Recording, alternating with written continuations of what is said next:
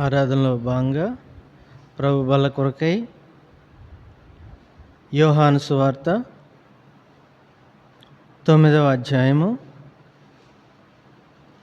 యోహాను సువార్త 9వ అధ్యాయము.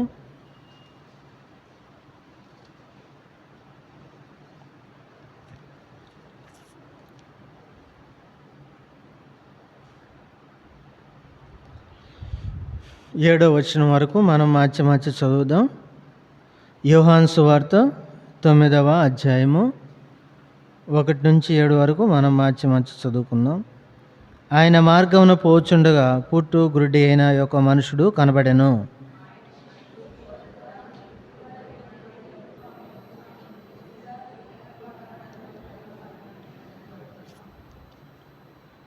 యేసు వీడైనను వీని కన్నవారైనను పాపం చేయలేదు, కానీ దేవుని క్రియలు వీని యందు ప్రత్యక్షపరచబట్టుకే వీడు గుడ్డివాడుగా పుట్టెను.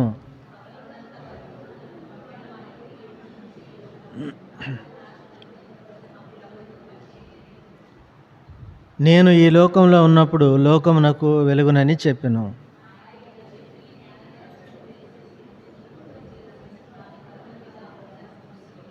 ఏడవ వచనం మనందరం కలిసి చదువుకుందాం.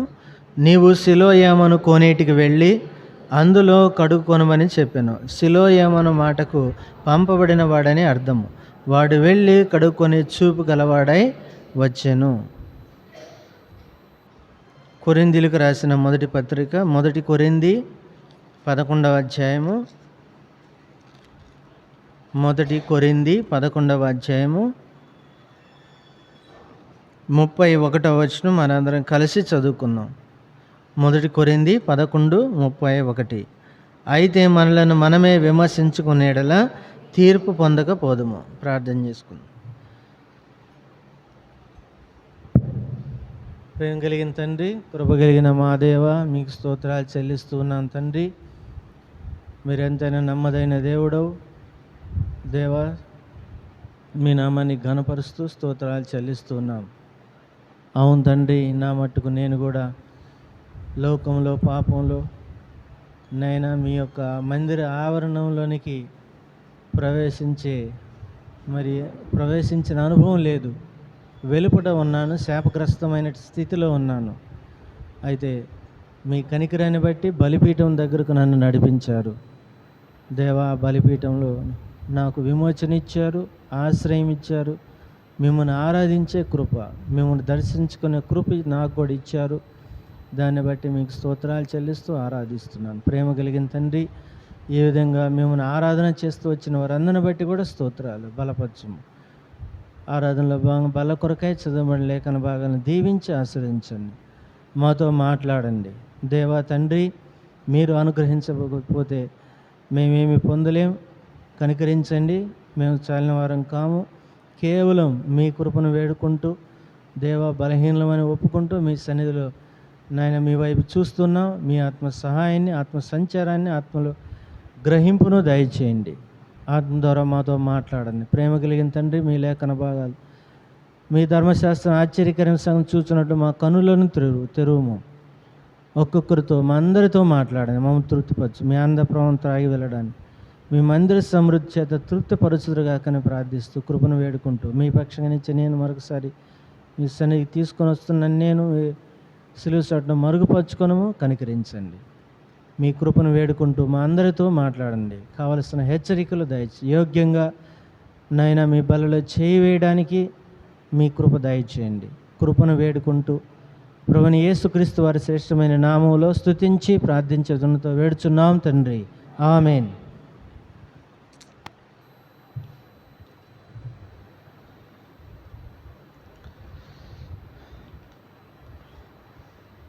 యోహాను సువార్త 9వ అధ్యాయంలో మనం చూస్తూ వచ్చాం. ఇక్కడ మొట్టమొదటి వచనం, ఆయన మార్గమున పోచుండగా పుట్టు గుడ్డి అయిన ఒక మనుషుడు కనబడెను. యేసు ప్రభువారు ఇలాగూ చాలా సందర్భాల్లో మనం చూస్తుంటాం. ఆయన మార్గమున వెళుతూ ఉన్నప్పుడు ఆయన మనుషుడు కనపడ్డాడు. కనపడితే శిష్యులు అడిగారు, అయ్యా బోధకుడా, ఇతను గుడ్డివాడుగా గుడ్డివాడు. అయితే ఎందుకు, ఎవరు తప్పు చేశారు? ఇతను, లేదంటే ఇతను కన్న తల్లిదండ్రులు పాపం చేశారా? ఎందుకు ఇలాంటి శాపగ్రస్తమైన స్థితిలో పుట్టాడు అని వాళ్ళకి డౌట్ వచ్చి అడిగితే యేసు ప్రభువారు ఏమన్నారు? వీడైనను వీని కన్నవారైనను ఏ పాపం చేయలేదు, అయితే వీని యందు దేవుని క్రియలు ప్రత్యక్షపరచబడాలి అనేది. సరే, తద్వారా యేసు ప్రభువారు ఉమ్మివేసి ఆ మట్టి మీద ఆ మట్టిని తీసి అతని కన్నులకు పూసి, ఇప్పుడు సిలోయామను కోనేరు ఉంది, అక్కడికి వెళ్ళి ఏం చేయాలి? కళ్ళు కడుక్కో, అప్పుడు నీకు దృష్టి వస్తుందని యేసు ప్రభువారు చెప్పడం జరిగింది. తద్వారా అతను యేసు ప్రభువారు చెప్పినట్లుగానే అతను ఆ కోనేటికి వెళ్ళి అక్కడ ఆ నీటితోటి కళ్ళను కడుక్కున్నాడు, చూపు పొంది వచ్చాడు. ఇక ఆ తర్వాత మన హిస్టరీ చాలా ప్రొలాంగ్ అయింది. అక్కడ పరిసయ్యులు, శాస్త్రులు, ఆ సమాజం, అక్కడున్న పెద్దలు, వీళ్ళందరూ యేసు ప్రభువారంటే గిట్టని వాళ్ళందరూ వచ్చి దీన్ని ఏం చేశారు? చాలా పెద్దదాన్ని చేశారు. సరే, దానివల్ల కూడా కొన్ని విషయాలు తెలియబడ్డాయి. అయితే మొట్టమొదటిగా మనం 9వ అధ్యాయము మొట్టమొదటి వచనం కనుక చూస్తే గుడ్డితనము అనేది చూస్తూ ఉన్నాం. Blindness is nothing but darkness, అంతే కదా. గుడ్డివారు చూడలేరు కదా, వాళ్ళని ఎక్కడ పెట్టినా ఒకటే, అంతే కదా. వెలుగులో లైట్లు వేసినా ఒకటే వాళ్ళకి, లైట్ లేకపోయినా ఒకటే. ఎందుకని? వాళ్ళకి చూపు లేదు కాబట్టి. అయితే చూపు ఉంటే అన్నీ చూడగలం. ఇతను చూపు పొందాడు. మొట్టమొదటిగా మనం చూస్తే ప్రభువైన దేవుడు ఆదికాండం 1వ అధ్యాయంలో చీకటి 2వ వచనం, ఆదికాండం 1వ అధ్యాయము 1వ అధ్యాయం 2వ వచనంలో మనం చూస్తాం. అక్కడ మధ్య భాగంలో చీకటి అగాధ జలము పైన కమ్మి ఉండెను. కాబట్టి దేవుని ఆత్మ జలముల పైన అల్లాడుచుండెను. చీకటి ఉంది, దాని మీద దేవుని యొక్క ఆత్మ, అక్కడ నెమ్మది లేని స్థితిని అనేది, కొంచెం డిస్టర్బెన్స్ అనేది మనం చూస్తూ ఉన్నాం. అందుకనే దేవుడు ఏం చేశాడు? దేవుడు వెలుగు కమ్మని పలుకగా వెలుగు. దేవుడు వెలుగు చేశాడు. ఆ వెలుగు మంచిదైనట్టు దేవుడు చూశాడంట. దేవుడు వెలుగును సృష్టించి ఆ వెలుగు మంచిది అన్నాడు.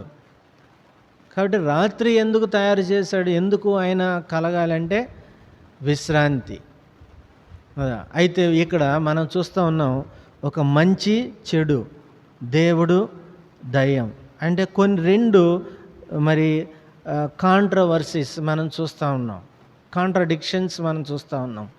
వెలుగు అనేది దైవ సంబంధమైనది, ఇక్కడ చీకటి అనేది పాప సంబంధమైనది అనేది మనం చూస్తూ ఉన్నాం. కాబట్టి దేవుడు ఏం చేశాడు? వెలుగు కమ్మన్నాడు. వెలుగు కావాలి. అప్పుడు ఈ వెలుగు ఎలాంటిదంట?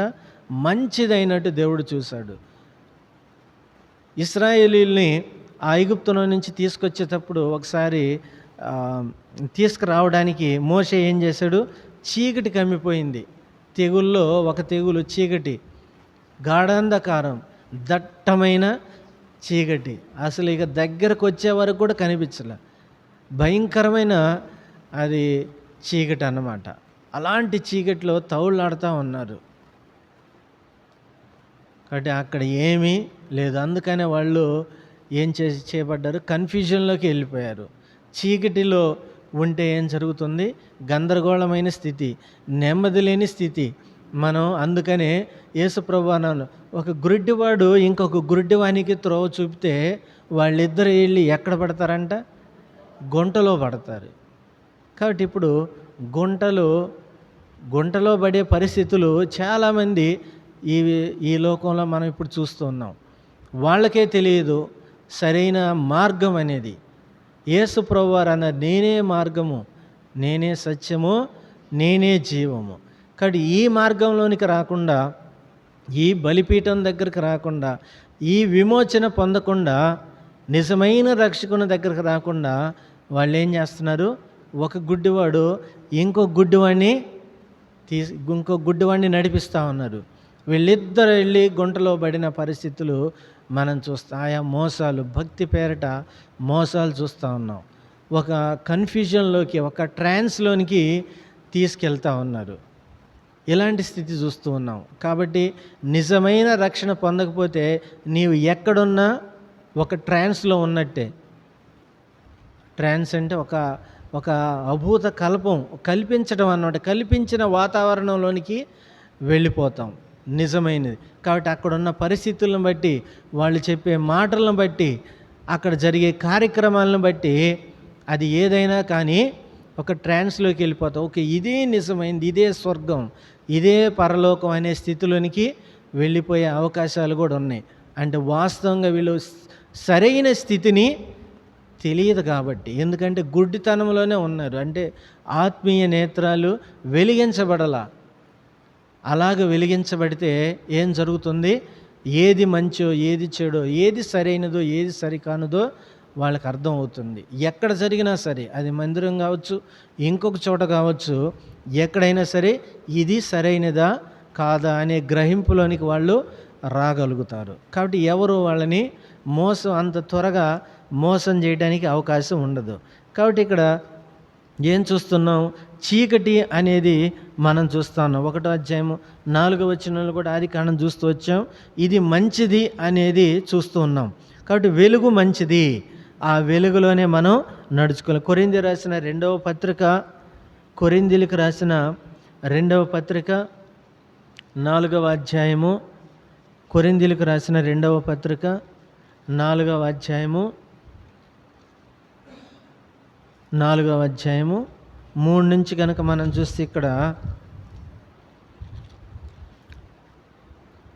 కొరింథీయులకు రాసిన 2వ పత్రిక 4వ అధ్యాయము 3 నుంచి, మా సువార్త మరుగు చేయబడిన యెడల నశించుచున్న వారి విషయంలోనే మరుగు చేయబడి ఉన్నది. పౌలు గారు అంటున్నారు, ఆయన సువార్త ప్రకటిస్తున్నారు. సువార్త ప్రకటించి, ఇందాక చెప్పాను, 2 దొంగలు ఉన్నారు. ఒకరి కన్నులు మరుగు చేయబడిందంటే అతను దాని గురించిన అవగాహన లేకుండా ఉన్నాడు. కారణం ఏంటి? దేవుడే అతనికి హెల్ప్ చేయొచ్చు కదా అని అనుకుంటాం. కానీ ఇతను చూపంతా ఎక్కడుందంటే లోకంలోనే ఉంది, యేసు ప్రభు వారి మీద లేదు. అలాగే దేవుని యొక్క సువార్త ప్రకటించబడేటప్పుడు కొంతమందికి ఏమవుతుంది? అది విశదీకరించబడుతుంది. కొంతమందికి వాళ్ళ హృదయంలోనికి చొచ్చుకొని పోతుంది. కొంతమందికి ఈ సువార్త వెళ్ళి వాళ్ళ హృదయాల్లో, వాళ్ళ జీవితాల్లో పనిచేస్తుంది. కొంతమందికి అయితే మరుగు చేయబడి ఉంది. అందుకే నశించు వారికి సిలువను గురించిన వార్త వెర్రితనం. అందుకని వెర్రి. ఇలాగ దేవుని వాక్యం వాళ్ళని వెర్రోళ్ళు అంటుంటే అంటే వెర్రిగా ఉంటుంది. వాస్తవమే కదా. నిజంగా యేసు ప్రభువుని ప్రకటించేవాళ్ళు, సువార్త ప్రకటించేవాళ్ళు వీధుల్లో వీళ్ళకి పని పాట లేదు, అన్నీ మానేసి, లేదంటే సోమరిపోతులుగా ఉండి ఇల్లికి తిరిగి, లేదంటే వీళ్ళు స్ట్రీట్స్లో తిరిగి ఓపెన్ ఎయిర్ చేస్తూ ఒకటే సువార్త ప్రకటిస్తూ ఉన్నారు. వీళ్ళు సోమరులు, పని చేయకుండా, కష్టపడి పని చేసుకోకుండా ఇలా చేస్తున్నారు. కాబట్టి వీళ్ళు ఏం చేస్తున్నారు? వీళ్ళు ఎవరు? వెర్రి వాళ్ళు. వీళ్ళు ఏం చేస్తున్నారు? వెర్రిని ప్రకటిస్తున్నారు. వాళ్ళకి వెర్రి. మనల్ని వెర్రోళ్ళు అనుకుంటారు, కానీ వాస్తవంగా ఇది ఎవరు? రక్షించబడు వారికి ఇది దేవుని శక్తి. అంటే వాళ్ళకి అర్థం కాదు కాబట్టే అలాంటి స్థితిలో ఉంటారు. అందుకనే ద్వేషిస్తారు. ఒకసారి మనం చూస్తున్నాం కదా, ఎంతో ఎదిరింపులు వస్తూ ఉన్నాయి. వాళ్ళని అడ్డుకుంటూ ఉన్నారు, కొడుతున్నారు, ఇంకా ఏదేదో చేస్తూ ఉన్నారు. కారణం ఏంటి? వెర్రితనం. వాళ్ళు ఈ వెర్రితనానికి అనుకొని వాళ్ళకి వెర్రెక్కిన తనంతో ఏదేదో చేస్తూ ఉన్నారు. వాస్తవంగా ఈ వాక్యమే జీవం కలిగిన వాక్యం. ఈ వాక్యమే వాళ్ళని బ్రతికించగలదు. ఈ వాక్యమే వాళ్ళని పరలోకానికి తీసుకెళ్ళగలదు అనే విషయాన్ని మర్చిపోతూ ఉన్నారు. ఇక్కడ చూస్తే కింద 4వ వచనంలో, దేవుని స్వరూపి అయ్యున్న క్రీస్తు మహిమను కనుపరచు సువార్త ప్రకాశము వారి ప్రకాశింపకుండా నిమిత్తము ఈ యుగ సంబంధమైన దేవత అవిశ్వాసులైన వారి మనోనేత్రములకు గుడ్డితనం కలుగజేస్తుంది.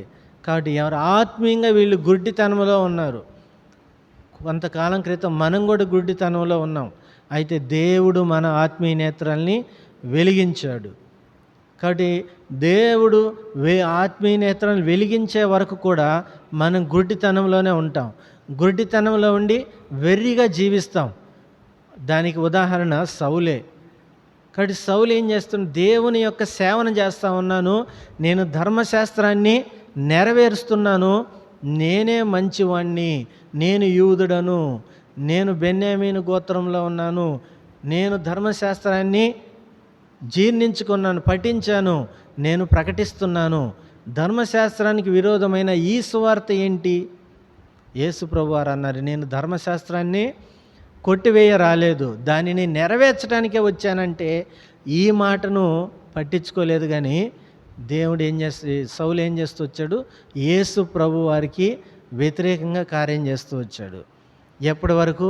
ప్రత్యక్షమయ్యే వరకు. ఆయన గొప్ప వెలుగు, దమస్కు మార్గంలో వెళ్ళేటప్పుడు గొప్ప వెలుగు అతనికి ప్రకాశించింది. అదే కదా అపోస్తల కార్యములు 9వ అధ్యాయంలో మనం చూస్తాం. అపోస్తల కార్యములు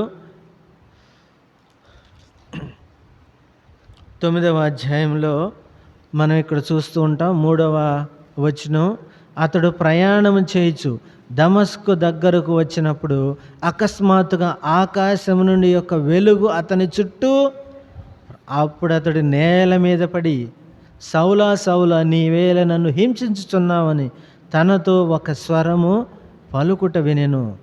ప్రభువా నీవెవడు? అతను అడగగా అతడు ఏమన్నాడు? యేసు ప్రభువారు, నేను నీవు హింసించున్న యేసును.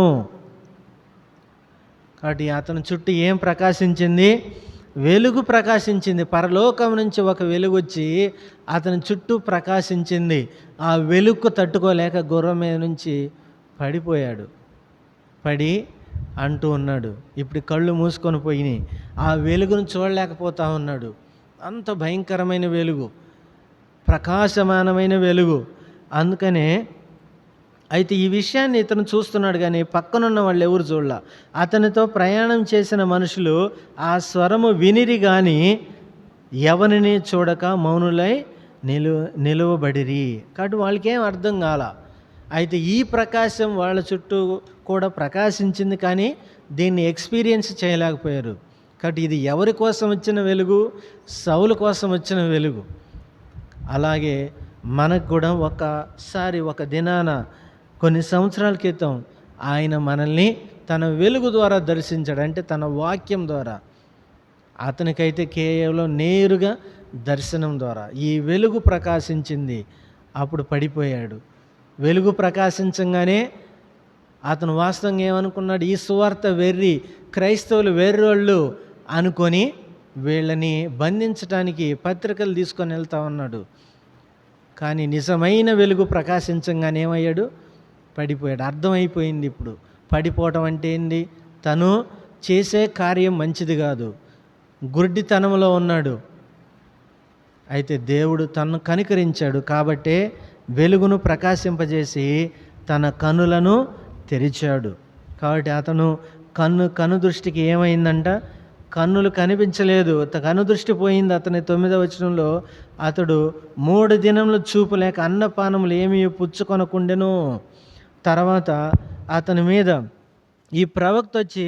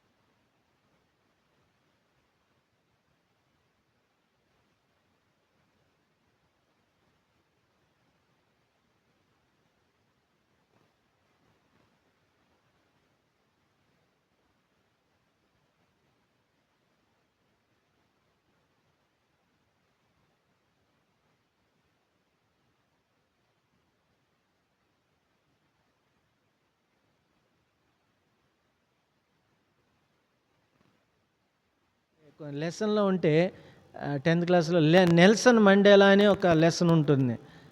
ఆయన గురించి కొన్ని చూస్తే దాదాపుగా 28 సంవత్సరాల పైన అతన్ని జైల్లో పెట్టారు. దక్షిణాఫ్రికా మొట్టమొదటి నీగ్రో ప్రెసిడెంట్ అన్నమాట. మొట్టమొదటి ప్రెసిడెంట్ డెమోక్రటిక్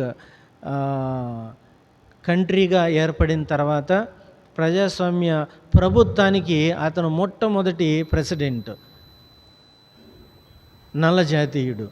అతన్ని ఏం చేశారు, బ్రిటిష్ వాళ్ళందరూ పరిపాలన చేస్తుంటే మన దేశాన్ని వాళ్ళు ఎలా పరిపాలించి మన దేశం కోసం స్వతంత్రం కోసం మన వాళ్ళు అనేక మంది ప్రాణాలు ఎలా అర్పించారో అలాగే అక్కడ కూడా ఈ నెల్సన్ మండేలా అనే ఈ వ్యక్తి పోరాడుతూ వచ్చాడు. అందుకని వాళ్ళు ఏం చేశారు, జైల్లో పెట్టారు. జైల్లో పెడితే సుమారుగా 28 సంవత్సరాలు అతన్ని పెట్టారు. స్వాతంత్ర స్వాతంత్ర సమరం జరిగేటప్పుడు మన దేశంలో కూడా బ్రిటిష్ వారికి వ్యతిరేకంగా అండమాన్ నికోబార్ సెల్యులర్ జైలు అంటారు, అది ఇప్పుడు హాస్పిటల్గా చేశారు దాన్ని. అండమాన్ వెళ్తే అక్కడ ఒక జైలు ఉంటుంది అండమాన్. అందుకనే మేము చిన్నప్పుడు అంటుండే అండమాన్ జైలుకి పంపిస్తారా అంటే అక్కడ అండమాన్కి వెళ్తే ఇంకొచ్చే పని లేదు. అది ఒక సెల్యులర్ జైలు. సెల్యులర్ అంటే చిన్నవి అన్నమాట, ఇరుకిరుగ్గా ఉంటాయి. అక్కడ చీకటి, ఇక మనుషులతో సంబంధం లేదు. ఇక్కడికి వెళ్ళి కొంతమంది చూశారంట ఇతన్ని ఎక్కడ పెట్టారు. ఆ సెల్ చూస్తే అతను బాగా 6 అడుగుల పైన హైట్ ఉంటాడు, నెల్సన్ మండేలా. ఇతన్ని తీసుకెళ్ళి ఎట్టబెట్టారంటే కనీసం కాళ్ళు చాపుకొని పనుకోవటానికి కూడా ఆ పొడవు సరిపోదంట. మనుషులతో సంబంధం లేదు. ఒక వాటర్ శబ్దం అంటే ఒక దీవిలో తీసుకెళ్ళాడు కాబట్టి దీవిలో ఉన్న ఈ జైల్లో వేశారు కాబట్టి ఆ వాటర్ శబ్దం తప్ప ఆ సముద్ర తరంగాలు తప్ప ఇంక ఎలాంటి సంబంధం లేదు.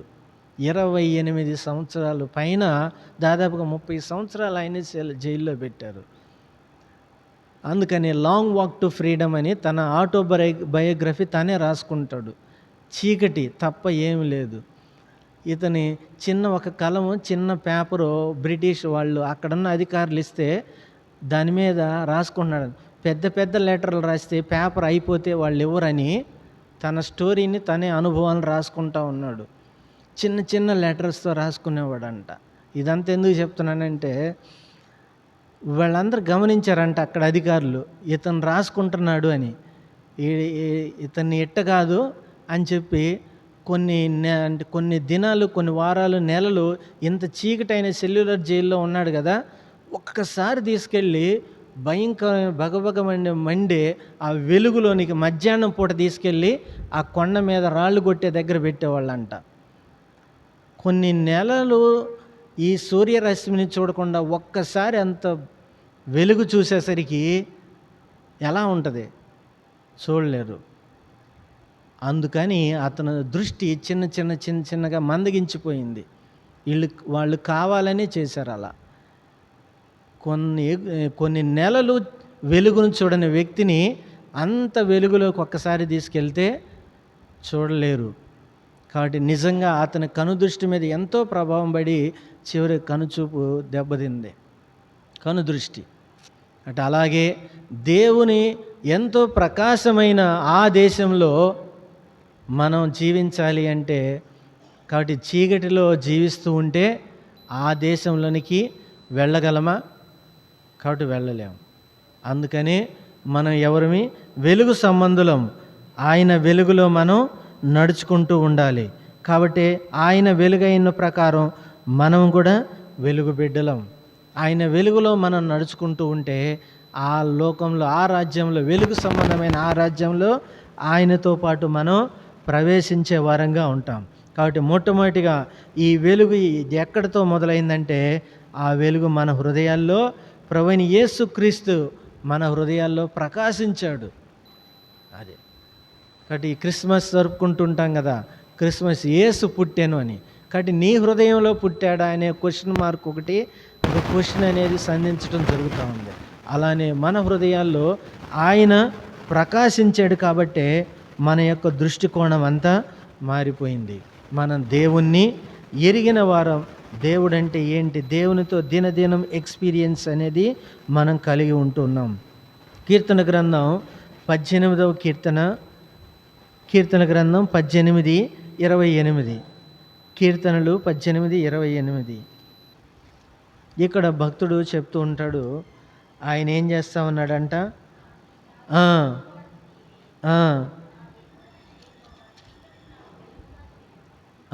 నా చీకటిని ఏం చేస్తాడంట ఆయన, నా దేవుడని యెహోవా చీకటిని నాకు వెలుగుగా చేసేవాడు, దీపాన్ని వెలిగించేవాడు, చీకటిని వెలుగుగా చేసేవాడు. కాబట్టి ఎలాంటి స్థితిలో మనం ఉంటూ ఉన్నాం. ఒక్కొక్కసారి ఆత్మీయులమైనప్పటికంటే విశ్వాసులమైనప్పటికీ చీకటిలో ఉన్న అనుభవాలు, అలాంటి సందర్భాలు, సిచ్యువేషన్స్ అనేవి మన జీవితాల్లో వస్తాయి. ఎటు చూసినా చీకటిమయంగా ఉంటుంది, అంటే అర్థం కాని స్థితిలో ఉంటాం. అయితే భక్తుడు అంటూ ఉన్నాడు, ఇలాంటి స్థితిలో నా దీపాన్ని వెలిగించేది ఆయనే, యెహోవాయే, నా చీకటిని వెలుగుగా చేసేది కూడా ఆయనే. ఇది చీకటి, ఇది పోదు, దీన్ని జయించలేను నేను అని మనం అనుకోవచ్చు. కానీ ఆ చీకటిని వెలుగ్గా చేయగలిగిన దేవుడు, ఆ శాపమును సైతం ఆయన ఆశీర్వాదకరంగా మార్చే దేవుడని మనం చూస్తున్నాం. యోహాను సువార్త 9వ అధ్యాయము 1వ వచనంలో, ఆయన మార్గమున పోచుండగా పుట్టు గుడ్డి అయిన ఒక మనుషుడు కనబడెను. కాబట్టి గుడ్డితనం అనేది ఇది ఆత్మ సంబంధమైనది. కాబట్టి శరీరరీతిగా గుడ్డిగా పుడుతున్నారు. కాబట్టి అది ఎవరూ పాపం చేయలేదు, కానీ ఈ గుడ్డితనం అనేది, ఆత్మీయ గుడ్డితనం అనేది ఎంతో భయంకరమైనది. అంతే కదా, పుట్టుకతోటి గుడ్డివారు ఉన్నారు, వాళ్ళు దేవుని రాజ్యంలోనికి వెళ్తారు. అయితే ఆత్మీయ గుడ్డితనం కలిగి ఉంటే మాత్రం వీళ్ళు ఖచ్చితంగా దేవుని యొక్క రాజ్యానికి వెళ్ళరు అనేది. కాబట్టి శరీర సంబంధమైన గుడ్డితనం కన్నా ఆత్మ సంబంధమైన గుడ్డితనం ఎంతో భయంకరమైనది అనేది ప్రభువైన యేసుక్రీస్తు వారు చెప్తున్నారు. 2వ వచనం, ఆయన శిష్యులు, బోధకుడా, వీడు గుడ్డివాడై పుట్టుటకు ఎవడు పాపం చేసెను, వీడా వీని కన్నవారా అని ఆయనను అడగగా యేసు ప్రభువారు ఏమన్నారు, వీడైనను వీని కన్నవారైనను పాపం చేయలేదు, కానీ దేవుని క్రియలు వీని యందు ప్రత్యక్షపరచబడుటకే వీడు గుడ్డివాడుగా పుట్టాడు. కాబట్టి మన జీవితాల్లో కూడా ఒక్కొక్కసారి ఎందుకు ఇది సంభవించింది అని మనం ప్రశ్నించుకునే పరిస్థితులు వస్తాయి. కాబట్టి వాళ్ళు కూడా వేదన పడి ఉంటారు కదా, పేరెంట్స్. ఇతను కూడా ఒక ఊహ వచ్చిన తర్వాత ఎంతో వేదన గుండా వెళ్ళి ఉంటాడు, చెప్పుకోని వేదన. పక్కన వాళ్ళు ఏం చేస్తుంటారు, ఎగతాళి చేస్తూ ఉంటారు, హింసిస్తూ ఉంటారు, గేలి చేస్తూ ఉంటారు, అరే నువ్వు గుడ్డివాడురా అని ఆటలు పట్టిస్తూ ఉంటారు. పేరెంట్స్ కూడా అయ్యో మా కొడుకు ఇలాగా పుట్టాడని ఎంతో బాధ అనేది చూస్తూ ఉన్నాం. కాబట్టి అలాగే మన జీవితాల్లో ఎన్నో కానీ పరిస్థితులు రావచ్చు. ఎందుకు ఇలా జరిగిందని ప్రశ్నించే సందర్భాలు కూడా మన జీవితాల్లో ఉండొచ్చు. కానీ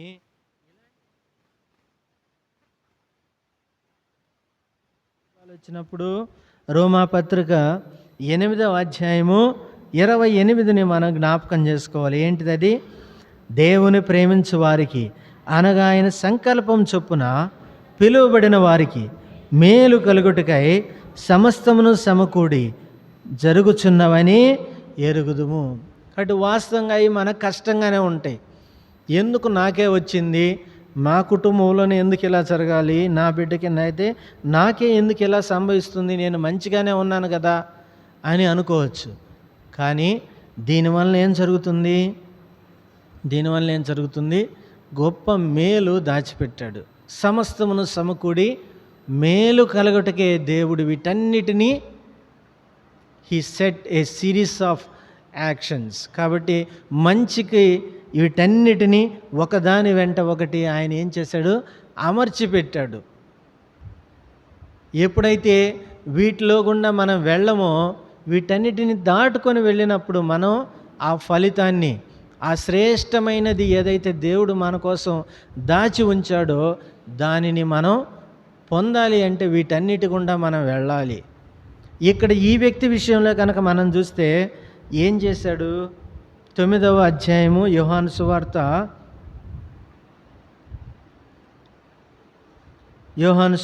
9వ అధ్యాయం 35వ వచనం. పరిసయ్యులు వాణ్ణి వెలివేసిరని యేసు విని వానిని కనుగొని, నీవు దేవుని కుమారుని యందు విశ్వాసముంచుచున్నావా అని అడిగెను. అందుకు వాడు, ప్రభువా, నేను ఆయన యందు విశ్వాసముంచుటకు ఆయన ఎవడని అడుగగా, యేసు, నీవు ఆయనను చూచుచున్నావు, నీతో మాట్లాడుచున్నవాడు ఆయనే అనెను. అంతటి వాడు, ప్రభువా, నేను విశ్వసించుచున్నానని చెప్పి ఆయనకు మొరకెను. నిజంగా ఎందుకు అతడు గుడ్డివాడిగా పుట్టాడు? ఎంతో అవమానం పొంది ఉంటాడు కదా. కానీ ఇప్పుడు ఏమైంది? అతను చూపు పొందిన తర్వాత కూడా అతన్ని అవమానించారు, తన కుటుంబాన్ని వెలివేశారు, ఎంతో హింసించారు. వీళ్ళందరూ వచ్చి, పరిసయ్యులు, శాస్త్రులు, అక్కడున్న పెద్దలు, వీళ్ళందరూ వచ్చి. కానీ యేసు ప్రభు వారు ఇతన్ని కనుగొని ఇతని దగ్గరకు వచ్చి ఏం చేస్తున్నాడు? మరి దేవుని కుమారుని యందు విశ్వాసం ఉంచుతున్నావంటే, ఎవరయ్యా? నీతో మాట్లాడుచున్న వాడు ఆయనే, అంటే నేనే. అంటే ఏమన్నాడు అతను? ఏమన్నాడు? ప్రభువా, నేను విశ్వసించుతున్నానని ఆయనకు మొరకెను. ఇంతకుముందు లేదు, మొరకాడు. ఇప్పుడు దేవునిగా, రక్షకునిగా అంగీకరిస్తున్నాడు. కాబట్టి చూడండి, గురిటితనంలో ఉన్నప్పుడు ఈ కష్ట సమయంలో నుంచి బయటపడి ఏం చేశాడు? దేవాతి దేవుణ్ణి, రక్షకుణ్ణి ఎరిగాడు. కాబట్టి అనేకులకు లేదు. అందుకని యేసు ప్రభు వారు శాస్త్రులతోటి, పరిసయ్యులతోటి ఏమంటూ ఉన్నారు? చూచువారు చూడకుండానట్లు, చూడని వారు చూడాలి అని, తీర్పు నిమిత్తము ఈ లోకానికి వచ్చానంటూ ఉన్నాడు కదా. కాబట్టి అప్పుడు ఏమంటున్నారు? మేము గుడ్డి వాళ్ళమా? పరిసయ్యులు, శాస్త్రులు మేము గుడ్డి వాళ్ళమా అని. కాబట్టి యేసు ప్రభువును చూస్తున్నారు కానీ వాళ్ళు విశ్వాసం ఉంచలేకపోతున్నారు. కారణం వాళ్ళలో ఉన్న అవిశ్వాసం, వాళ్ళలో ఉన్న గర్వం. కాబట్టి మేము మంచి వాళ్ళం, భక్తి పరులం అని. అయితే ఇతనైతే వేడుకుంటూ ఉన్నాడు, అయ్యా నాకు చూపు కావాలి, నేను దేవుణ్ణి చూడాలి అని. అందుకనే ఒక దీనమైన హృదయం చూస్తూ ఉన్నాం. కాబట్టి తను ఏం చేశాడు? ఎంతమంది వెలివేసినా, ఎంతమంది ఇతన్ని త్రోసిపుచ్చినా సరే ఇతను స్టాండ్ అయ్యాడు. కారణం చూడండి, ఇక్కడ 9వ అధ్యాయము యోహాను సువార్తలోనే మనం ఇక్కడ చూస్తాం. అతను మళ్ళీ ప్రశ్నిస్తూ ఉన్నారు. అందుకని అతను కూడా ఏం చేస్తూ ఉన్నాడు? వాళ్ళు పరిసయ్యులు, శాస్త్రులతో మాట్లాడుతున్నాడు. 24లో, కాబట్టి వారు గుడ్డివాడై ఉండిన మనుషుడు రెండవ పిలిపించి దేవుని మహింపరచు, ఈ మనుషుడు పాపి అని మేమెరుగుదమని వానితో చెప్పగా, ఏమంటున్నాడు వాడు? ఆయన పాపియో కాడో నేను ఎరుగను, ఒకటి మాత్రం నేను గుడ్డివాడనే ఉన్నాను. ఇప్పుడు నిన్ను స్వస్థపరిచింది పాపి, ఒప్పుకో అంటే, అవన్నీ నాకు తెలియదయ్యా, ఆయన పాపో కాదో నాకు తెలియదు, నాకు ఒకటి మాత్రం తెలుసు. ఏంటది? ఒకప్పుడు గుడ్డివాడిని ఇప్పుడు చూస్తున్నా. కాబట్టి ఇక కింద కనుక వస్తే అతను అంటా ఉన్నాడు, ఏమంటున్నాడు? 31లో, దేవుడు పాపులు మనవి ఆలకింపడని ఎరుగుదుము అంటా ఉంటే వాళ్ళందరూ ఏమన్నారు? పుట్టు గుడ్డివాని కన్నులు ఎవరైనా తెరిచినట్లు లోకము పుట్టినప్పటి నుండి వినబడలేదు. ఈయన దేవుని యొద్ద నుండి వచ్చిన వాడు కాని ఎడల ఏమీయూ చెయ్యనేరడని చెప్పాను. అందుకు వారు, నీవు కేవలం పాపి అయి పుట్టిన వాడవు, నీవు మాకు బోధింపవచ్చితే వానితో చెప్పి వాణ్ణి వెలివేశారు. వీళ్ళు మంచోళ్ళు అనుకుంటున్నారు. అందుకని యేసు ప్రభు వారు అన్నారు, కాబట్టి నేను వెళ్తున్నాను, మీరు నా దగ్గరికి రారు. కాబట్టి మీరు చూస్తున్నాం అనుకుంటున్నారు కానీ మీరు గుడ్డివాళ్ళు అంటూ ఉన్నాడు. నిజంగా ఎంతో ధన్యకరమైన జీవితంలోనికి ఇతను నడిపించబడ్డాడు.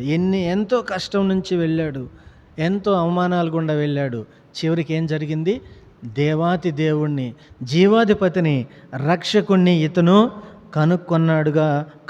కనుగొనే విధానంలోనికి ఈ కష్టము అతన్ని తీసుకొని వెళ్ళింది. ఈ దుఃఖము, ఈ వేదన అతన్ని నలగొట్టేసింది, అతన్ని దీనునిగా చేసింది.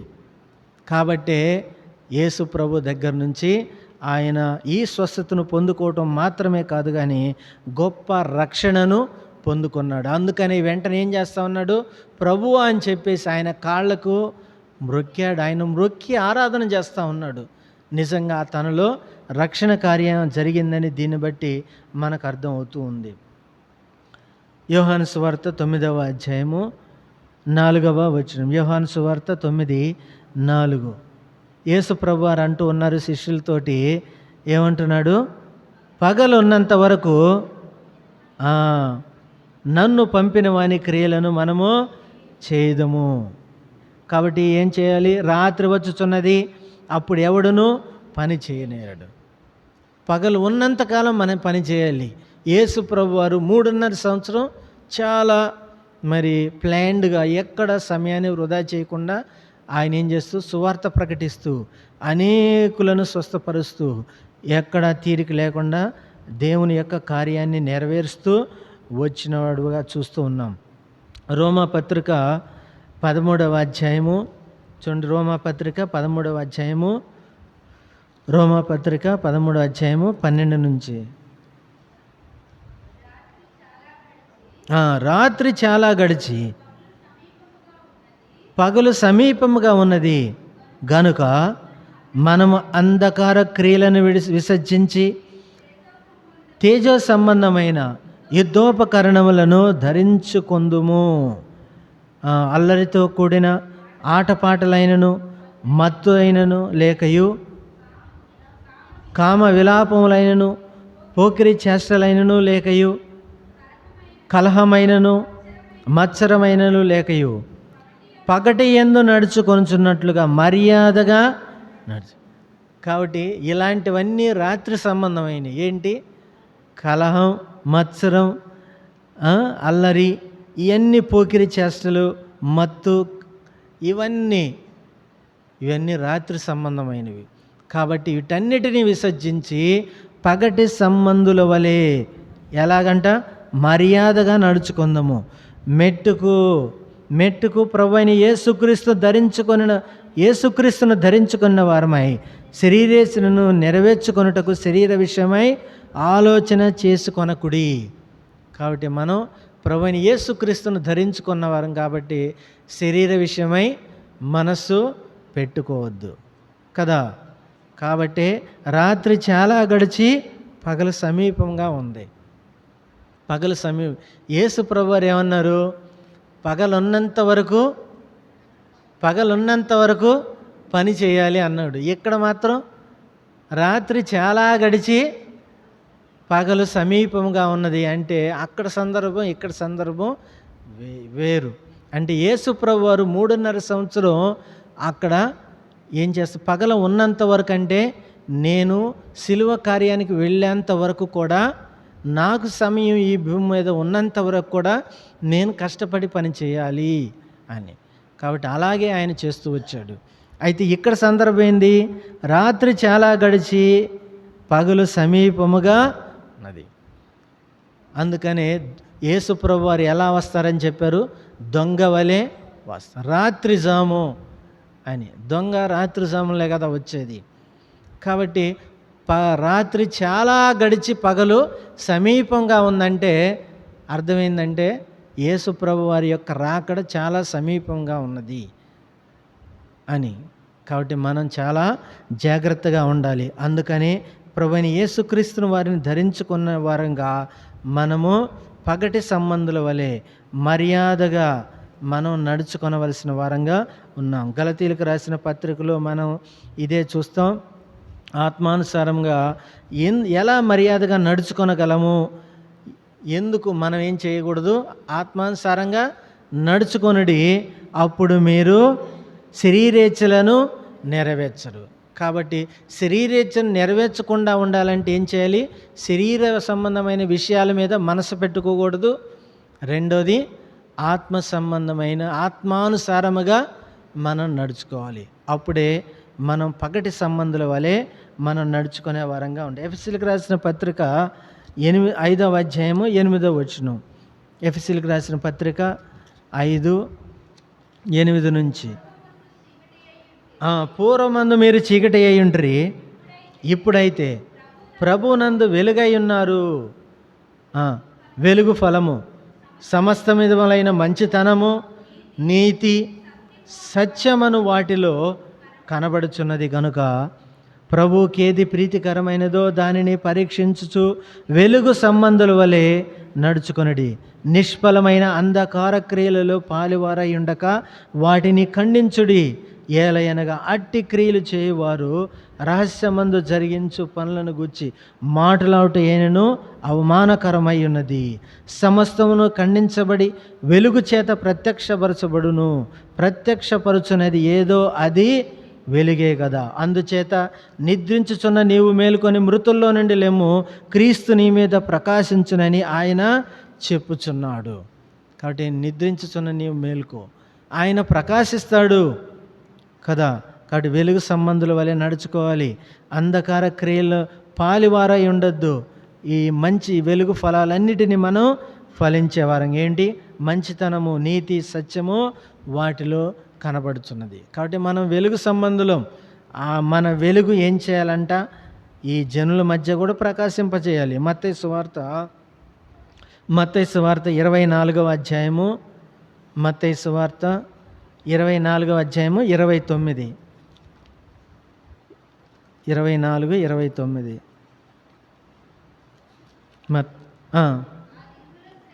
ఆ దినముల శ్రమ ముగిసిన వెంటనే చీకటి సూర్యుని కమ్మును, చంద్రుడు కాంతినియ్యడు, ఆకాశం నుండి నక్షత్రమురాలును, ఆకాశమందలి శక్తులు కదిలించబడును.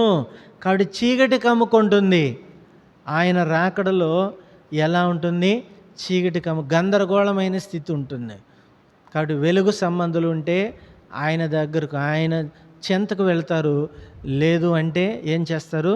ఈ చీకటిలోనే లోకమంతా చీకటి కమ్ముకొని ఉంటుంది కదా. వాస్తవంగా యేసు ప్రభువు వారు ఏమన్నారు? నేను లోకమునకు వెలుగు అన్నాడు. కాబట్టి ఆయన నమ్ముకున్న మనం కూడా మీరు లోకమునకు వెలుగు అన్నాడు. మనమున్నాం అంటే ఆయన నమ్ముకున్న బిడ్డలంగా, ఆయన ఆత్మచేత నడిపించబడిన వారంగా, అలాగే దేవుని యొక్క ఆత్మ ఈ లోకంలో ఉంది. ఎప్పుడైతే సంఘం పైకి కొనిపోబడుతుందో అప్పుడు ఏముండదు ఇక్కడ, దేవుని సంబంధమైనది ఏమి ఉండదు ఇక్కడ. అందుకనే చీకటి కమ్ముకుంటుంది. ఇక్కడ ఏం జరుగుతుంది? గందరగోళమైన స్థితి ఇక్కడ ఉంటుంది. అలాగే అంధకార సంబంధమైన ఆత్మలు ఆల్రెడీ ఉన్నాయి. కాబట్టి వీటన్నిటి చేత ఇక్కడ ఆవరించబడుతుంది. ఇక్కడ ఉండే వాళ్ళకి ఏముంటుంది? శ్రమ తప్ప ఏమీ ఉండదు. మత్తయి సువార్త అక్కడే 25వ అధ్యాయము 30వ వచనం, 25వ అధ్యాయము 30వ వచనం. ఇక్కడ దేవుడు అంటూ ఉన్నాడు, మత్తయి సువార్త 25:30, మరియు పనికిమాలిన ఆ దాసుని వెలుపట చీకటిలోనికి త్రోసివేయుడి, అక్కడ ఏడుపును పండ్లు కొరకటి ఉండును. ఎవరు చీకటిలోకి త్రోసివేయబడతారు? పనికిమాలిన దాసుడు. ఇంకొక దాసుడు ఏమన్నా? బలా నమ్మకమైన. కాబట్టి ఏ దాసుడైతే ఆయన చేత పని అప్పగించబడి ఆయన వచ్చే వరకు మెలకుగా ఉండి, ఆయన చిత్తం నెరిగి కావలి కాస్తూ మెలకుగా ఉండి పని జరిగిస్తుంటాడో, ఎవరైతే ఆయన పనిని అభివృద్ధి పరుస్తుంటారో వాళ్ళు మంచి దాసులు. కాబట్టి కలిగి ఉన్నవానికే ఇవ్వబడుతాయి. ఈ లోకం కూడా అంతే కదా. ఈ లోకం కూడా అంతే. ఉన్నవానికే ఇస్తారు, లేనివానికి ఇయ్యరు. లేనివాడంటే లెక్క ఉండదు, వాడికి ఇయ్యాలనిపించదు. ఉన్నవాడు అంటే మరి భయమో గౌరవమో కానీ ఉన్నవాళ్ళకే ఇస్తూ ఉంటారని ఒక్కోసారి మనం అనుకుంటుంటాం. అది బైబిల్లో దేవుడే చెప్పాడు. ఏమని? అయ్యా అతనికి ఆల్రెడీ దేనారాలు ఉన్నాయి, మళ్ళీ ఇది తీసుకెళ్ళి వాడి వాడి దగ్గర ఒకటి, ఇది కూడా తీసి అతనికి ఇస్తే ఎలా అంటే యేసుప్రభు వారు ఏమన్నారు? క ఉన్నవానికే ఇవ్వబడతాయి. కాబట్టి మనం ఉన్నవాళ్ళంగా ఉండాలి. ఉన్నవాళ్ళం అంటే ఈ లోక సంబంధమైన ఆస్తులు, ఐశ్వర్యం కాదు, కానీ దేవుని గురించిన పని, దేవుని గురించి పనిలో మనం ఏం చేయాలి? ఆ పనిని చేస్తూ ఆయన కొరకై నమ్మకంగా మనం ఉండాలి. ఆయన పనిలో అభివృద్ధిని విస్తరించే విషయంలో మనం పాలి భాగస్థులంగా ఉండాలి.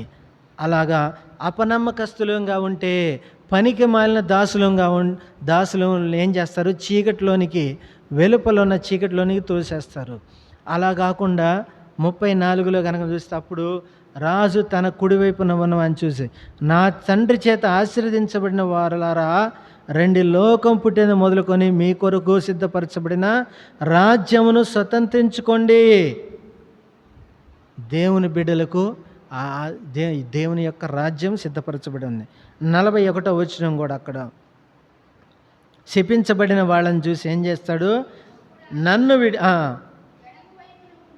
ఎడం వైపు ఉన్న వారిని చూచి, శపించబడిన వారులారా, నన్ను విడిచి అపవాదికిని వాని దూతలకును సిద్ధపరచబడిన నిత్యాగ్నిలోనికి పొండి. కాబట్టి మనం మంచి దాసులంగా, ఆయన కొరకై నమ్మకమైన దాసులంగా మనం ఆయన కొరకై సేవ చేసే వారంగా ఉండాలి. మత్తయి సువార్త 5వ అధ్యాయము 13వ వచనంలో, 5:13లో ప్రభువైన యేసుక్రీస్తు వారు, మీరు లోకమునకు వెలుగై ఉన్నారు, ఉప్పై ఉన్నారా? కాదు, 14గా పట్టణము 14 వచ్చిన మరుగై ఉండనేరదు. 16 మనుషులు మీ సత్క్రియలను చూచి పరలోకమందున్న మీ తండ్రిని మహిమపరచునట్లు వారి ఎదుట మీ వెలుగు, వారి ఎదుట ఏం చేయాలంట? వెలుగును ప్రకాశింపజేయాలి. ప్రకాశింపజేయాలంటే వెలుగు ఉండాలి కదా.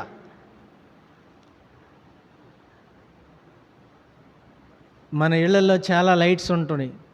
0 బల్బు దగ్గర నుంచి హెవీ వోల్టేజ్, హై వోల్టేజ్ వరకు అన్ని బల్బులే అంటాం, అన్నీ వెలుగే ఇస్తాయి. కానీ యేసుప్రభు వారు అన్నట్లుగా దేని మహిమ దానిదే. నక్షత్రాల మహిమ దాని వెలుగు, దాని మహిమ వేరే. సూర్యుని వెలుగు, సూర్యుని మహిమ, చంద్రుని వెలుగు, చంద్రుని మహిమ దేనికి దానికే వేరు. అలాగే ఇక్కడ కూడా బల్బులు కూడా ఇక్కడ చూస్తే మనం చాలా డిఫరెంట్గా ఉంటాయి. మనం కూడా ఏం చేయాలి? మనల్ని మనం ఏం చేసుకోవాలి? నింపుకోవాలి, వెలుగు చేత నింపుకోవాలి. చూస్తూ వచ్చాం కదా, వెలుగు ఫలాలు అని, మంచితనము, నీతి, వాటితోటి మనం పరిశుద్ధత, వాటితోటి నింపుకుంటూ ఉంటే మనలో వెలుగు ప్రకాశిస్తూ ఉంటుంది. 40 దినాలు పగలు 40 రాత్రులు మోషే సీనాయి పర్వతం మీద దేవునితో గడిపొచ్చాడు. అప్పుడు ఇశ్రాయేలీలు ఆయన ముఖాన్ని ఏం చేయలేకపోయారు? చూడలేకపోయారు. ఆ ముఖం మీద ఉన్న తేజస్సును, వెలుగును చూడలేకపోయారు. అలాగే స్టెఫను, అందుకని ఏమన్నారు వాళ్ళు అక్కడ ఇశ్రాయేలీలు, అయ్యా నీ ముఖం చూడలేకపోతున్నాను, ముసుకేసుకో అన్నారు. అందుకనేనా మీరు కూడా ముసుకేసుకుంటుంది? స్త్రీలు కూడా ముసుకేసుకుంటారు కదా, అది కాదా? పౌలు భక్తుడు చెప్పాడు కాబట్టి ముసుకేసుకుంటున్నారా కదా. కాబట్టి ఏముందంట? ముఖంలో ప్రకాశం. తను స్టెఫెను చనిపోయేటప్పుడు అపొస్తలుల కార్యములు చూడండి, చనిపోయేటప్పుడు ఆయన ఫేస్ ఎలా ఉందో. అపొస్తలుల కార్యముల గ్రంథం 7వ అధ్యాయము 56 ఆయన అంటూ ఉన్నాడు,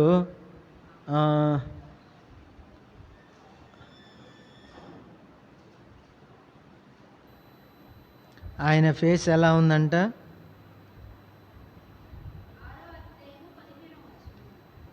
6వ అధ్యాయము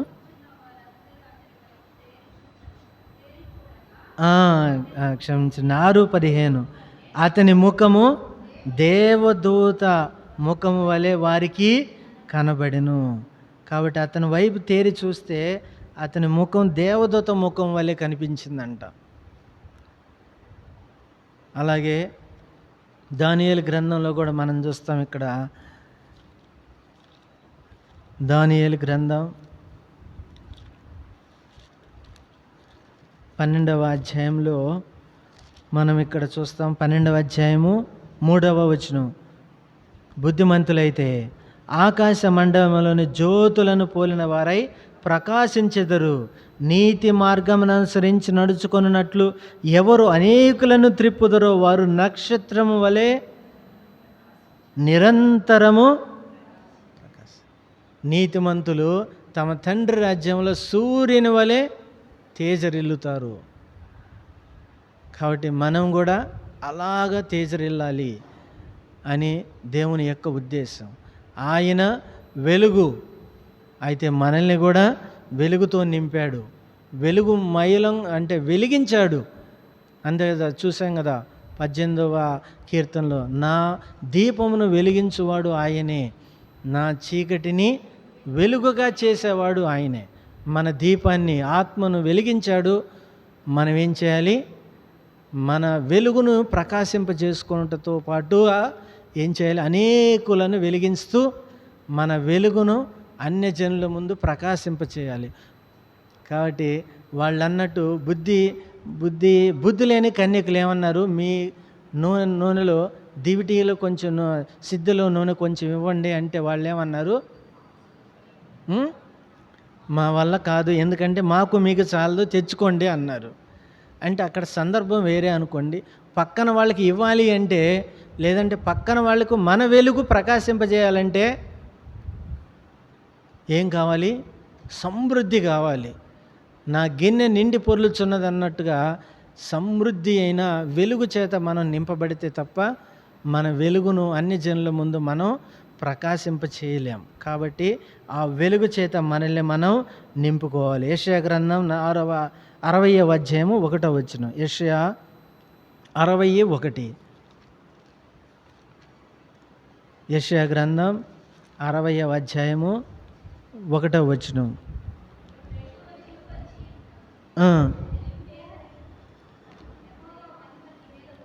యెహోవా మహిమ నీ మీద ఉదయించును. కాబట్టి నీకు వెలుగు వచ్చి ఉన్నది.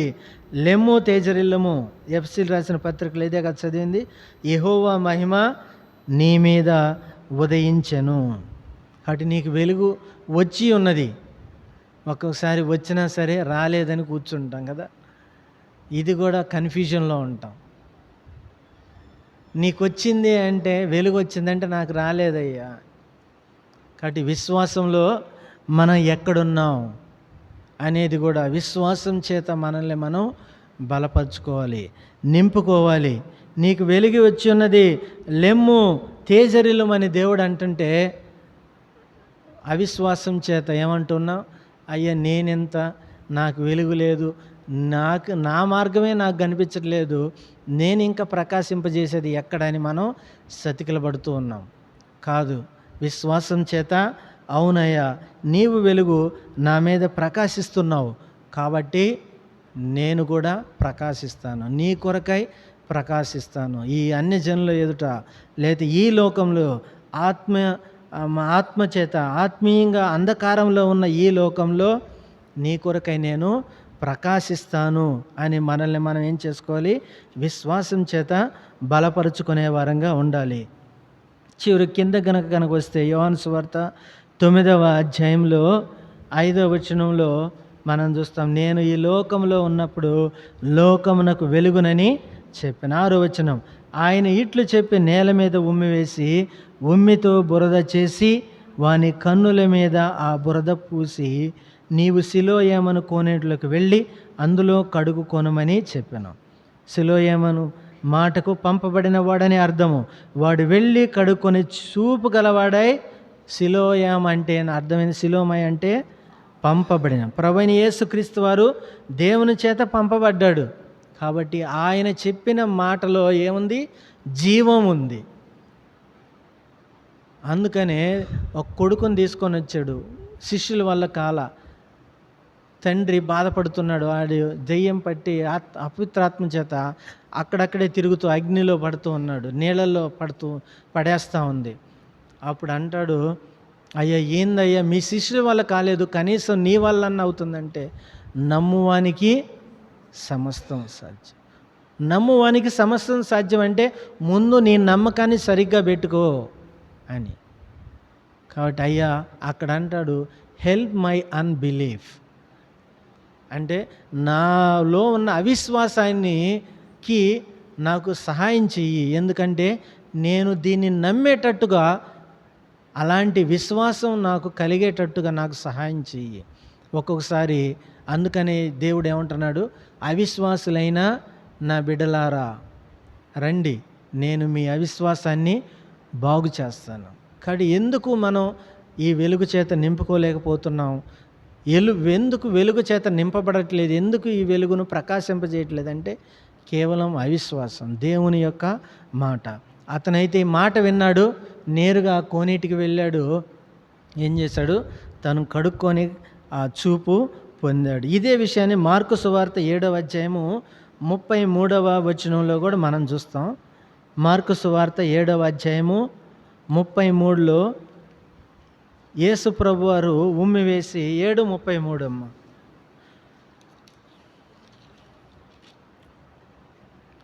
7:33లో ఏం చేశాడు? అతన్ని సమూహం నుండి వాన్ని ఏకాంతముగా తోడుకొని పోయి వాని చెవులలో తన వ్రేళ్ళు పెట్టి ఉమ్మి వేసి వాని నాలుక ముట్టి. కాబట్టి ఎందుకు ఉమ్మి వేశాడు అంటే, కాబట్టి ఎందుకు అంటే ఇక్కడ యేసు ప్రభు వారు మనిషిని, అందుకనే యేసు ప్రభు వారు ఎవరైనా స్వస్థపరిచేటప్పుడు ఎక్కడైతే అస్వస్థత ఉందో అక్కడ చేయి పెట్టాడు. అలానే ఎక్కడైతే అస్వస్థత ఉందో అక్కడ ఉమ్మి వేశాడు. అంటే మానవుని మీద కాదు ఆయన వేసింది, ఈ అస్వస్థత దీని వెనకున్న అపవిత్రాత్మ మీద. అందుకనే ప్రభు అయిన యేసుక్రీస్తు వారు ఏం చేయబడ్డాడు? ఉమ్మి వేయబడ్డాడు. ఎంతోమంది ఆయన మీద ఉమ్మి వేశారు. కారణం నీ కోసం నా కోసం ఆయన నా ఆత్మీయ రోగాన్ని ఆయన భరించాడు. కాబట్టే రోగాన్ని భరించు భరించు భరించు భరించు అని ఆయన మీద ఉమ్మి వేశారు. కాబట్టి యేసు ప్రభు వారు ఇక్కడేం చేస్తున్నారు? నీ భారాన్ని, నీ రోగాన్ని నేను, అందుకని ఆయన మన వ్యసనములను వహించెను, ఆయన మన రోగాల్ని భరించాడు. కాబట్టే ఆయన ఉమ్మి వేస్తూ ఉన్నాడు. ఆయన దాని సంబంధమైన యావత్ బాధను ఆయన భరించాడు. కాబట్టే మనకు స్వస్థత. ఆయన ఉమ్మి వేయబడ్డాడు కాబట్టే మనకు నిత్య జీవం, స్వస్థత, ఆత్మీయ స్వస్థత, నిత్య జీవం మనకు అనుగ్రహించబడింది. చివరిగా ఈయన ఏం చేశాడు? అక్కడికి వెళ్ళి యేసు ప్రభు చెప్పినట్లుగానే తను చేశాడు. తన స్వస్థ చిత్తుడై వచ్చాడు. కాబట్టి మనం ఏం చేయాల్సింది ఏంటంటే ఆయన చెప్పినట్టుగా చేయడమే. కాబట్టి సొంత ప్రయత్నం అనేది మనం చేయకూడదు. ఇక్కడ అవిశ్వాసం అనేది తెచ్చుకోకూడదు. ఊచ చేయగలవాన్ని ఆయన వచ్చి యేసు ప్రభు వారు ఏమన్నాడు? నీ చెయ్యి ఎత్తు అన్నాడు. అతను ఏమాత్రం సంకోచించలా. అయ్యా నేను చెయ్యి ఎత్తగలిగితే నీ దగ్గరికి ఎందుకు వస్తానన్నా మర్చిపోయాడు. తన బలహీనత మర్చిపోయాడు, తన అస్వస్థత మర్చిపోయాడు, తన ఇనేబిలిటీ ఏముందో మర్చిపోయాడు. ఆయన మాటే అతని చెవుల్లోనికి, అతని హృదయంలోనికి వెళ్ళింది. కాబట్టే ఆయన చెయ్యి ఎత్తమనగానే ఊచ చేయగలవాడు చెయ్యి ఎత్తాడు. అది విశ్వాసం. కాబట్టి మనం ఆయన చెప్పినట్టుగా మనం చేస్తే మన జీవితాల్లో కూడా అద్భుత ఆశ్చర్యకార్యాలు జరుగుతాయి. మనం వెలుగు చేత నింపబడతాం. అలాగే మరి ముఖ్యంగా ఈ వ్యక్తి జీవం కలిగిన రక్షకుణ్ణి కనుగొన్నాడు. ఆయన్ని ఆరాధించగలిగిన అనుభవం, ఒక ధన్యకరమైన జీవితంలోనికి వచ్చాడు. ఈ లోకంలో అతన్ని వెలివేశారు, కానీ అతను ఒక నిత్య జీవన రక్షకుణ్ణి కనుగోగలిగాడు. కారణం ఏంటంటే అతను యేసు ప్రభు చెప్పిన మాట విన్నాడు. అతని యందు దేవుని కనికరం ఉంది. అది కాబట్టి ఎంతోమంది గుడ్డి వాళ్ళు ఉన్నారు. నయమాన్ ఉన్నప్పుడు ఎంతోమంది కుష్ఠవ్యాధిగ్రస్తులు ఉన్నారు. ఒక నయమానికే ఎందుకు స్వస్థత? అది దేవుని కృప. కాబట్టి ఈ లోకంలో ఎంతోమంది ఉన్నారు. మనమే ఎందుకు ఈడకు వచ్చాం? మనల్ని ఆత్మీయ నేత్రాలు దేవుడు ఎందుకు వెలిగించాడు? మనమే యేసు ప్రభువుని తెలుసుకోవటానికంటే మన గొప్పతనం కాదు, అది ఆయన కృప. ఆయన కృపను బట్టి మనల్ని వెలిగించి ఆయన వెలుగుతోటి నింపాడు. కాబట్టి మనం వెలుగు సంబంధంగా ఆయన కొరక ఈ లోకంలో ఆయన వెలుగును ప్రకాశింపజేస్తూ జీవిస్తే ఆయన రాజ్యంలో మనం నిరంతరము ప్రకాశించే వారంగా మనం ఉంటాం. కాబట్టి ఈ విధంగా మనం నడుచుకొని ఆయన రాజ్యంలో యుగ యుగాలు ప్రకాశించేదానికి దేవుడు తన కృప అనుగ్రహించిన గాక. మోకరించండి, మన జీవితాన్ని పరీక్షించుకొని ఆ విధంగా యోగ్యంగా బలలో పాలు పొందుటకు దేవుడు తన